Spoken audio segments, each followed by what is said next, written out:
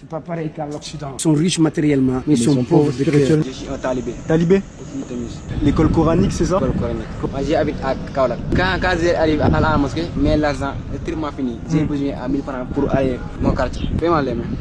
Moi, je suis. C'est quoi ton prénom? Moi, je m'appelle Sinsal. Et toi? Maud.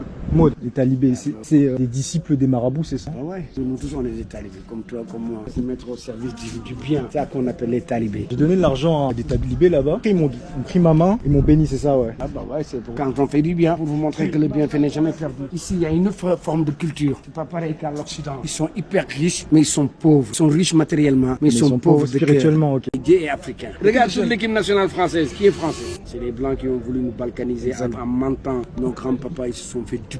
Ils nous ont anéantis dans l'esclavage et dans la colonisation. Mais l'Afrique continue à survivre. Bien sûr. Et Dieu est africain. Dieu est là. Regarde maintenant l'Europe comment c'est vieilli. Il n'y a que des vieilles et des vieux. Mais l'Afrique est jeune. Regarde toute l'équipe nationale française. Qui est français? Non, Griezmann il joue plus. Il est espagnol. Lloris, il joue plus non plus. La Gambie, du coup, c'est vraiment dans le Sénégal. Dans le Sénégal. Pourquoi il y a un pays Gambie? Parce que les Anglais et les Français, ils ont voulu balkaniser. On a les mêmes cultures. Le Wolof, le Manding, le Pulaar. Ils l'ont mis cette portion en mettant de l'anglais pour diviser. Diviser pour mieux régner. Mais c'est le même peuple, même façon de vivre. Ça l'origine Congo. Oui, Martinique. À la Martinique. Aussi. Ouais, j'avais des potes martiniquais. En France. Bah ouais, en France. Guadeloupe, la Martinique et tout ça. Ouais, c'est des frangins. Bien sûr, c'est une seule nation. Ça, c'est la fierté africaine. Mis en valeur sans attendre de qui que ce soit. Et chaque année, on a le Magal, commémoration de la déportation du Cheikh. Il s'est fait déporter 7 ans au Gabon et 5 ans en Mauritanie. Il en a reçu. Mais quand il est revenu, il a pardonné aux colons français qui l'avaient déporté. Quand ils étaient en crise économique, il a participé en donnant 500 000 pour l'État français. Et pendant la guerre mondiale, il les a envoyés 1000 soldats. Donc, on ne doit pas changer la facette en montrant une autre facette de l'islam. C'est cette atmosphère qui a pu mettre en valeur cet endroit. Et actuellement, regarde Touba, 1 500 000, la tranquillité que vous y trouvez. Et c'est sur fond propre. Et ça, c'est la fierté africaine. Puis construire la mosquée, on l'a mis en valeur sans attendre de qui que ce soit. C'est Ahmadou Bamba, fondateur de la ville sainte de Touba. Il a été exilé le 5 septembre 1895 par les colons français. Les Français avaient pensé que le Maroc voulait faire une résistance contre la colonisation. C'était pas vrai. Lui, il avait envie de bâtir la ville de Touba. Touba, c'est un endroit où on ne fume pas, on ne boit pas d'hôtel, pas de discothèque. L'eau est gratuite. Le marabout avait fait appel à chaque disciple de faire une contribution de 140 francs à cette époque. Quand on l'a globalisé, ils ont reçu 5 millions. Et les 5 millions ont été déposés à la banque pour qu'on puisse commencer les travaux. Et toujours sur fonds propres. Toujours, on ne reçoit pas un financement étranger. Ton voix est exaucé, tu reçois un baïfal. Un grand souvenir. Dieu te protège. Ah, voilà un vieux baïfal. Ok, salam. C'est un frangin.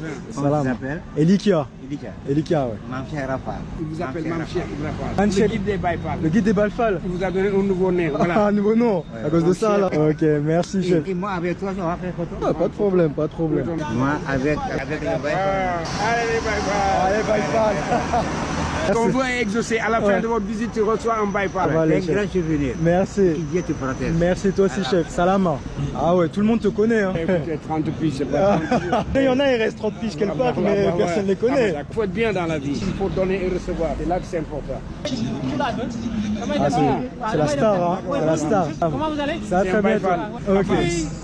Il a deux vases, c'est le boss. C'est le missionnaire de Saint-Joua. C'est le boss, Ok. ok. Merci Ok. beaucoup. Salama. Salama.